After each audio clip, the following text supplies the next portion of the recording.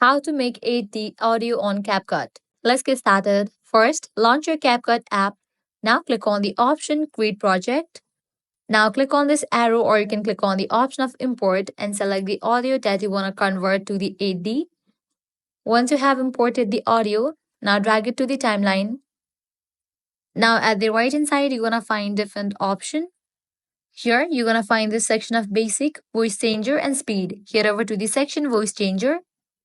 Under that as well, you're gonna find different options: voice filters, voice characters, and speech to song.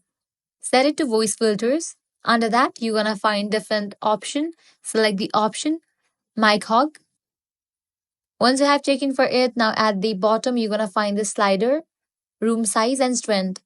You can customize it, increase or decrease it according to your choice. And once you do that, you can export your audio. You have just converted your audio into the 8D. So that's a wrap for this video. If this guide helped you out, don't forget to like, share, and subscribe to our channel. Thanks for watching.